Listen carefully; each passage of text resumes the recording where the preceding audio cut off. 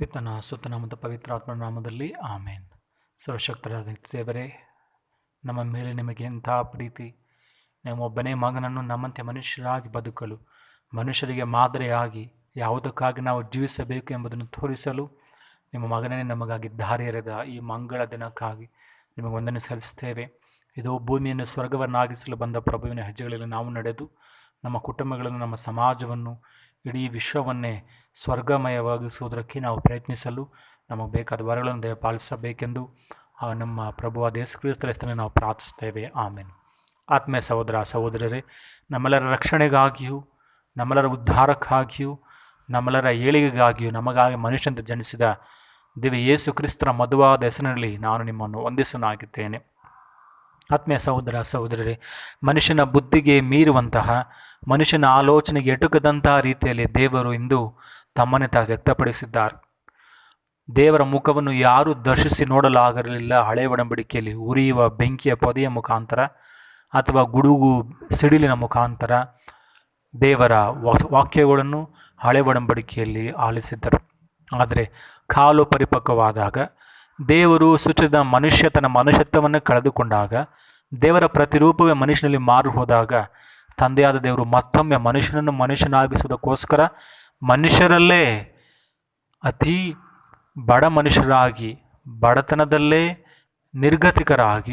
ನಿರ್ಗತಿಕರಲ್ಲೇ ಪ್ರಾಣಿಗಳ ಸಮ್ಮುಖದಲ್ಲಿ ಪ್ರಾಣಿಗಳು ಊಟ ಮಾಡುವಂಥ ಚರಣಿಯಲ್ಲಿ ನಮ್ಮೆಲ್ಲರ ಅಮಾನವೀಯ ಆ ಪ್ರಾಣಿಗಳ ನಮ್ಮಲ್ಲಿನಂಥ ಆ ಒಂದು ಮಾನುಷಿಕ ಪ್ರಾಣಿಯಂಥ ದುರ್ಬಲ ಆ ಒಂದು ಬಲಗಳಿಗಾಗಿ, ನಮ್ಮ ದ್ವೇಷ, ಹಗೆತನ, ಸೇಡಿನ ಇತ್ಯಾದಿ ನಮ್ಮಲ್ಲಿರುವಂಥ ಪ್ರಾಣಿಗಳ ಆಹಾರವಾಗಿ ಅದನ್ನು ಶ್ರಮಿಸಿ ನಮ್ಮಲ್ಲಿ ಮತ್ತೊಮ್ಮೆ ದೈವಿಕತೆಯನ್ನು ತರುವುದಕ್ಕಾಗಿ ಪ್ರಭು ಯೇಸು ಚರಣಿಯಲ್ಲಿ ಒಂದು ಮಗುವಾಗಿ ಹುಟ್ಟಿದರು.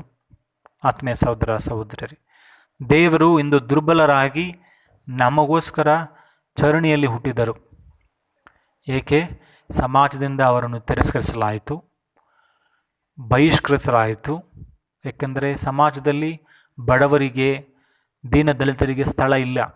ಈ ಸಮಾಜ ಹಣವಂತರಿಗೆ, ಶಕ್ತಿಶಾಲಿ ವ್ಯಕ್ತಿಗಳಿಗೆ, ಅನ್ಯಾಯ ಮಾಡುವವರಿಗೆ, ಅಕ್ರಮ ಮಾಡುವವರಿಗೆ ಎಂದು ನಾವು ನೆನೆಸಬಹುದು. ಆದರೆ ನಾವು ನೋಡ್ತೇವೆ, ಹೆರೋದನಂಥ ಕ್ರೂರಿ ಬದುಕಿದ್ದ ಈ ಜಗತ್ತಿನಲ್ಲಿ ಪ್ರಭು ದೇವರು ಬಡತನದಲ್ಲಿ ದೀನ ಬಡವರಾಗಿ ಜನಿಸಿ ಮನುಷ್ಯನಿಗೆ ಮಾದರಿಯಾಗುವಂಥ ಪಾಠವನ್ನು ಕಲಿಸಲು, ಮನುಷ್ಯನ ಆ ಒಂದು ಬದುಕಿನ ಅರ್ಥ ಇತರರ ಪಾದಗಳನ್ನು ತೊಳೆಯುವುದರಲ್ಲಿ ಎಂದು ತಿಳಿಸಲು, ಜನರು ಏನೇ ಮಾತನಾಡಿಕೊಳ್ಳಲಿ, ಆದರೆ ನಾವು ಬದುಕಬೇಕಾಗಿದ್ದು ತಂದೆ ಚಿತ್ತವನ್ನು ನೆರವೇರಿಸಲು ಎಂದು ತಿಳಿಸಲು, ಅವಿಧೇಯತೆ, ಮದ ಮಾತ್ಸರ್ಯ, ಲೋಭಗಳಿಂದ ಬಾಳುವುದು ಮನುಷ್ಯ ಅಲ್ಲ, ಬದಲಾಗಿ ನಮ್ಮಂತೆಯೇ ನಮ್ಮ ಶೋಧನೆ ಪ್ರಲೋಭಗಳನ್ನು ಪ್ರಭು ಅನುಭವಿಸಿದರೂ ಅದೆಲ್ಲವನ್ನು ಮೀರಿ ನಿಂತು ತಂದೆಯ ಚಿತ್ತಕ್ಕೆ ಅನ್ಯಾಯ ಅಕ್ರಮವಾದ ಶಿಲುಬೆ ಮರವನ್ನು ಏರಿ ನಾವು ಏಕೆ ಮನುಷ್ಯರಾಗಿ ಬದುಕಬೇಕು? ನಾವು ಮನುಷ್ಯರಾಗಿ ಬದುಕಬೇಕಾದ ಒಂದೇ ಒಂದು ಕಾರಣ, ನಮ್ಮನ್ನು ಈ ಭೂಲೋಕ ಕಳಿಸಿದ ತಂದೆಯ ಚಿತ್ತವನ್ನು ನೆರವೇರಿಸಲು. ನಮ್ಮ ಬದುಕಿನಲ್ಲಿ ಎಷ್ಟೇ ಕಷ್ಟ ಬರಲಿ, ಎಷ್ಟೇ ತಿರಸ್ಕಾರವಾಗಲಿ, ಎಷ್ಟೇ ಅವಮಾನವಾಗಲಿ, ನಾವು ಬದುಕಬೇಕಾಗಿದ್ದು ತಂದೆ ಚಿತ್ತವನ್ನು ನೆರವೇರಿಸಲು ಕಲಿಸಲು ಪ್ರಭು ಎಂದು ದುರ್ಬಲರಾಗಿ, ಅವರನ್ನು ಗಾಯಗೊಳಿಸಬಹುದಂಥ, ನೋವು ಮಾಡಬಹುದಂಥ, ಕೊಂದು ಹಾಕಬಹುದಂಥ ಒಂದು ಸ್ಥಿತಿಯಲ್ಲಿ ಮಾನವರಲ್ಲಿ ಪ್ರಭು ಎಂದು ಚರಣಿಯಲ್ಲಿ ನಮಗಾಗಿ ಜನಿಸಿದ್ದಾರೆ. ಆತ್ಮೀಯ ಸಹೋದರ ಸಹೋದರಿಯರೇ, ಇಂದು ನಾವು ನಮ್ಮಲ್ಲಿರುವ ನಮ್ಮ ಕುಟುಂಬದಲ್ಲಿ ಆ ಒಂದು ಮಾನವೀಯ ಮೌಲ್ಯಗಳು, ಪ್ರೀತಿ, ಒಗ್ಗಟ್ಟು, ಸೌಹಾರ್ದ ಇಲ್ಲ ಎಂದರೆ ನಾವು ನೋಡಬೇಕಾಗಿರುವುದು ಆ ಪ್ರೀತಿ ಒಗ್ಗಟ್ಟಿನ ಸೇವೆಗಾಗಿ ನಾವು ನೋಡಬೇಕಾಗಿದ್ದು ಯಾವುದೋ ಒಂದು ದೊಡ್ಡ ಫಿಲ್ಮ್ ಆ್ಯಕ್ಟರ್ ಅಲ್ಲ, ಅಥವಾ ಯಾವುದೋ ಒಂದು ಹಣವಂತ ರಾಜಕಾರಣಿ ಅಲ್ಲ. ನಾವಿಂದು ನೋಡಬೇಕಾಗಿರುವುದು ನಮ್ಮ ಹೃದಯದ ಗೋದಲಿಯಲ್ಲಿ, ನಮ್ಮ ಅಹಂಕಾರ, ನಮ್ಮ ದುರ್ಬಲ, ನಮ್ಮ ನ್ಯೂನತೆಗಳ ನಡುವೆ ಆ ಒಂದು ಚರಣಿಯಲ್ಲಿ ಜೀವದಾಯಕ ರೊಟ್ಟಿಯಾಗಿ ಬದುಕಿರುವಂಥ ಪ್ರಭು ಯೇಸುವನ್ನು, ಅವರ ಮೌಲ್ಯವನ್ನು. ಇಂದು ನಮ್ಮಲ್ಲಿ ಹಣ, ಆಸ್ತಿ ಇದ್ದರೂ ನಮ್ಮ ಕುಟುಂಬದಲ್ಲಿ ಒಗ್ಗಟ್ಟು ಇಲ್ಲ ಎಂದರೆ ಅಲ್ಲಿ ಪ್ರಭು ಯೇಸು ಕ್ರಿಸ್ತರ ಜನನ ಆಗಿಲ್ಲ. ಅಲ್ಲಿ ಚರಣಿಯಲ್ಲಿ ನಾವು ಪ್ರಭು ಯೇಸನ್ನು ನೋಡುತ್ತಿಲ್ಲ. ಆ ಒಂದು ಚರಣಿಯಲ್ಲಿ ನಾವು ನೋಡುತ್ತಿರುವುದು ಮದ ಮಾತ್ಸರ್ಯ, ಲೋಭವನ್ನು. ಆ ಒಂದು ನಿಷ್ಕಪಟ ಮಗು, ಆ ಒಂದು ಪವಿತ್ರವಾದ ಮಗು ನಮಗೆ ತಿಳಿಸುವುದು ನಾವು ಮನುಷ್ಯರಾಗಿರಬೇಕಾದರೆ ಮಕ್ಕಳಂತ ಹೃದಯ ಹೊಂದಿರಬೇಕು, ತಂದೆಯಾದ ದೇವರಿಗೆ ವಿಧೇಯರಾಗಿರಬೇಕು. ಆಗಲೇ ನಾವು ಮನುಷ್ಯರಲ್ಲಿ ಮನುಷ್ಯತ್ವದಿಂದ ಬದುಕಲು ಸಾಧ್ಯ. ಆತ್ಮೀಯ ಸಹೋದರ ಸಹೋದರರೇ, ಪ್ರಭು ಯೇಸು ತನ್ನ ದೈನಂದಿನ ಜೀವನದಲ್ಲಿ ಬಂದಂಥ ಸರ್ವರಿಗೂ ಆ ಕರುಣೆಯನ್ನು ತೋರಿಸಿದರು. ಇಂದು ನಾವು ಕೇಳಬಹುದು, ದೇವರಿಗೆ ನನ್ನ ಬಡತನದ ಅರಿವಿದೆಯೇ? ದೇವರಿಗೆ ನನ್ನ ತಿರಸ್ಕಾರದ ಅನುಭವವಾಗಿದೆಯೇ? ದೇವರು ನನ್ನ ಒಂದು ಕಷ್ಟವನ್ನು, ನನ್ನ ರೋಗವನ್ನು ಅರ್ಥ ಮಾಡಿಕೊಂಡಿದ್ದಾರೆಯೇ? ನನ್ನ ಈ ನೋವು ದೇವರಿಗೆ ತಲುಪುತ್ತದೆಯೇ? ನನ್ನವರೇ ನನಗೆ ಮಾಡಿದ ಅನ್ಯಾಯವನ್ನು ದೇವರು ಅನುಭವಿಸುತ್ತಾರೆ ಎಂದು ನಾವು ಕೇಳೋ ಪ್ರಶ್ನೆಗಳಿಗೆ ದೇವರು ಖಂಡಿತವಾಗಿಯೂ ಹೌದು ಎಂದು ಉತ್ತರ ಕೊಡುತ್ತಾರೆ. ಏಕೆಂದರೆ ನಮ್ಮಂತೆ ಮನುಜರಾಗಿ ಜನಿಸಿ, ನಮ್ಮಂತೆ ಕೈಗಳಲ್ಲಿ ಅವರು ಕೆಲಸವನ್ನು ಮಾಡಿ, ನಮ್ಮಂತೆ ಕಾಲುಗಳಲ್ಲಿ ಅವರು ನಡಿಗೆಯನ್ನು ಮಾಡಿ, ನಮ್ಮಂಥ ಹೃದಯದಲ್ಲಿ ಜನರನ್ನು ಪ್ರೀತಿಸಿ, ನಮ್ಮಂಥ ಚಿತ್ತದಲ್ಲಿ ಮನಸ್ಸಿನಲ್ಲಿ ತಂದೆಯಾದ ದೇವರಿಗೆ ವಿಧೇಯರಾಗಿ ನಡೆದ ಪ್ರಭು ಯೇಸು. ಆದ್ದರಿಂದ ಪ್ರಭು ಯೇಸುವಿನ ಮಾದರಿಯಲ್ಲಿ ನಾವು ಬದುಕಬೇಕು. ಹೊಸ ಮನುಷ್ಯರಾಗಿ ತಂದೆಗೆ ವಿಧೇಯರಾಗಿ ಬದುಕಬೇಕು. ನಮ್ಮ ಆತ್ಮದ, ನಮ್ಮ ಅನ್ಯಾಯ ಅಕ್ರಮದ, ನಮ್ಮ ಮದ ಮಾಸರ ಲೋಭಕ್ಕೆ ನಾವು ದಾಸರಾಗಿ ಬದುಕುವುದಲ್ಲ, ಬದಲಾಗಿ ಇದು ತಂದೆಯಾದ ದೇವರ ಚಿತ್ತವಲ್ಲ. ತಂದೆಯಾದ ದೇವರ ಚಿತ್ತ ನಾವು ಅವರ ಅನ್ಯೋನ್ಯತೆಯಲ್ಲೂ ಪ್ರೀತಿಯಲ್ಲಿಯೂ ಸುಳ್ಳು ಅನ್ಯಾಯವನ್ನು ಬಿಟ್ಟು, ದೌರ್ಜನ್ಯವನ್ನು ಬಿಟ್ಟು ನಾವು ಸ್ನೇಹಪರರಾಗಿ ಸೇವೆಯಲ್ಲಿ ಬದುಕಬೇಕೆಂಬುದೇ ತಂದೆಯಾದ ದೇವರ ಚಿತ್ತ. ಅದನ್ನೇ ಗೋದಲ್ಲಿ ನಮಗಾಗಿ ಜನಿಸಿರುವ ಶಿಶು ನಮಗೆ ತಿಳಿಸುವುದು. ಇದು ನಮ್ಮ ಬದುಕಿಗೆ ಅರ್ಥ ಬೇಕಾದರೆ, ನಮ್ಮ ಬದುಕಿಗೆ ಬೇಕಾದ ಆನಂದ ಬೇಕೆಂದರೆ ನಾವು ನೋಡಬೇಕಾಗಿರುವುದು ಗೋದಲಿಯಲ್ಲಿ ಜನಿಸಿದ ಪ್ರಭು ಯೇಸುವನ್ನು. ಆ ಮುಗ್ಧ ನಗುವಿನಲ್ಲಿ, ಆ ಬೆತ್ತಲೆಯ ಆ ದೇಹದಲ್ಲಿ ಪ್ರಭು ನಮಗೆ ತಿಳಿಸುವುದು, ನಿನ್ನನ್ನು ನೀನು ಬರೆದುಕೊಂಡಾಗ ಮಾತ್ರ ನಾನು ನಿನ್ನಲ್ಲಿ ಜನಿಸಲು ಸಾಧ್ಯ. ನಿನ್ನಲ್ಲಿ ಸ್ಥಳವಿಲ್ಲದೆ ಹೋದರೆ, ನಿನ್ನಲ್ಲಿ ನನ್ನತ್ವೇ ತುಂಬಿದೆ ಹೋದರೆ, ನಾನು ಇಂದಿಗೂ ಸಹ ಗೋದಲಿಯಲ್ಲಿ ಇದ್ದೇನೆ. ನೀನು ಬಂದು ನನ್ನನ್ನು ನಿನ್ನ ಹೃದಯದಲ್ಲಿ ತೆಗೆದುಕೊಂಡು ಹೋಗಬಹುದೆಂದು. ಇದೋ ಬಾಗಿಲ ಬಳಿ ನಿಂತು ತಟ್ಟುತ್ತಾ ಇದ್ದೇನೆ. ಯಾವನಾದರೂ ನನ್ನ ತಟ್ಟುಗೆಯನ್ನು ಕೇಳಿ ಬಾಗಿಲು ತೆರೆದರೆ ನಾನು ಅವನೊಳಗೆ ಬಂದಿರುತ್ತೇನೆ ಮತ್ತು ಅವನೊಡನೆ ಊಟ ಮಾಡ್ತೇನೆ ಎಂದು ಪ್ರಭು ಹೇಳುತ್ತಾರೆ. ಆದ್ದರಿಂದ ಇಂದು ನಾವು ನಮ್ಮ ಹೃದಯದ ಬಾಗಿಲನ್ನು ತೆರೆದು ಪ್ರಭುವನ್ನು ನಾವು ಸನ್ಮಾನಿಸೋಣ, ಅವರನ್ನು ಸ್ವಾಗತಿಸೋಣ. ಏಕೆಂದರೆ ಪ್ರಭು ನಮ್ಮ ಜೊತೆ ಇದ್ದಾಗ, ಇಮ್ಮಾನುವೇಲ್, ನಾವು ನಮ್ಮ ಮನುಷ್ಯತ್ವದೊಂದಿಗೆ ನಾವು ಬದುಕುತ್ತೇವೆ.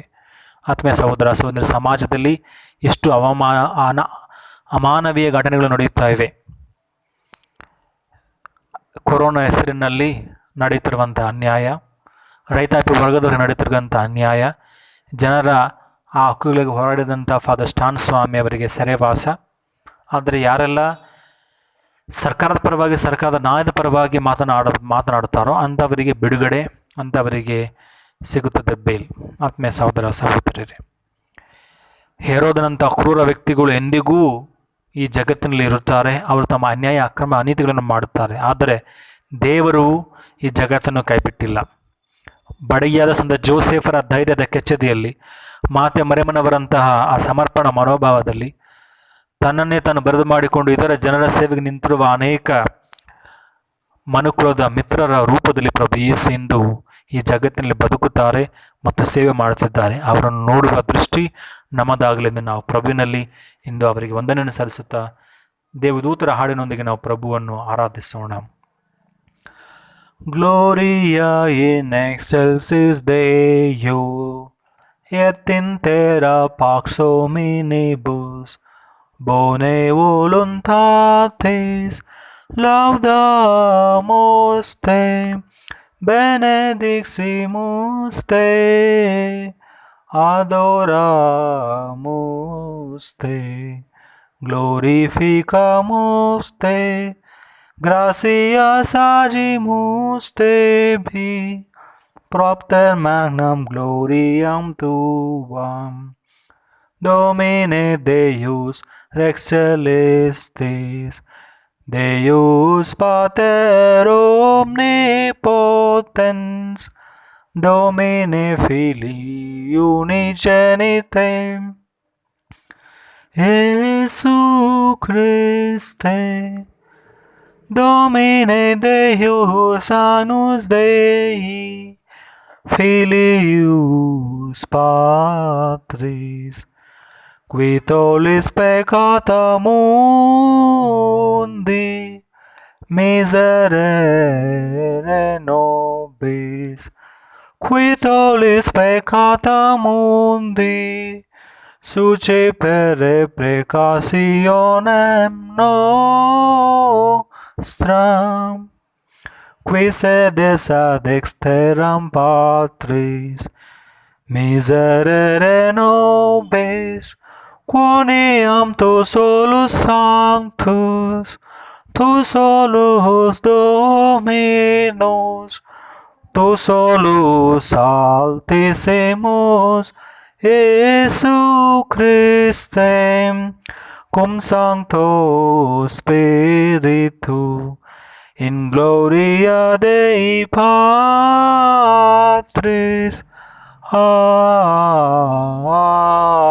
ಆಮೆನ್. ಪ್ರಭುವೇ, ಇದು ನಮಗಾಗಿ ಗೋದಲು ಜನಿಸಿದ ಮುಗ್ಧ ಮಗುವೆ, ನಮ್ಮ ಹೃದಯದಲ್ಲೂ ಬನ್ನಿರಿ. ನಮ್ಮ ಹೃದಯದಲ್ಲಿರುವಂಥ ಅಹಂ, ಮದ ಮಾತ್ಸರ ಲೋಭವನ್ನು ತೊಲಗಿಸಿ, ಅಮಾನವೀಯ ಮಾನುಷಿಕವಾದದ್ದನ್ನು ತೊಲಗಿಸಿ, ನಮ್ಮಲ್ಲಿ ನಿಮ್ಮ ದೈವಿಕ ಗುಣಗಳನ್ನು ಮೂಡಿಸಿರಿ. ನಮ್ಮ ಒಡೆದು ಹೋದ ಬದುಕು, ನಮ್ಮ ಛಿದ್ರವಾದ ಕನಸುಗಳು ಮತ್ತೆ ನಿಮ್ಮ ಆ ಮುಗ್ಧ ನಗುವಿನಲ್ಲಿ, ನಿಮ್ಮ ವಿಧೇಯತೆಯಲ್ಲಿ, ನಿಮ್ಮನ್ನೇ ತಮ್ಮನ್ನೇ ತಾವು ಬರೆದು ಮಾಡಿಕೊಂಡ ಆ ವಿನಯತೆಯಲ್ಲಿ ನಾವು ಸಹ ಬದುಕಲು ನಮ್ಮನ್ನು ಪ್ರೇರೇಪಿಸಬೇಕೆಂದು ನಿಮ್ಮಲ್ಲಿ ಪ್ರಾರ್ಥಿಸ್ತೇವೆ. ಆಮೇಲೆ ಆತ್ಮೀಯ ಸಹೋದರ ಸಹೋದರಿ, ಪ್ರಭು ಯೇಸು ಕ್ರಿಸ್ತರ ಶಾಂತಿ ಕೃಪಾವರವು, ಅವರ ಬೆಳಕು ಸತ್ಯವು ನಮ್ಮನ್ನು ಇಂದಿಗೂ ಮುನ್ನಡೆಸಲಿ ಎಂದು ನಾನು ನಿಮಗೆ ಕ್ರಿಸ್ಮಸ್ ಹಬ್ಬದ ಶುಭಾಶಯಗಳನ್ನು ಕೋರುತ್ತೇನೆ.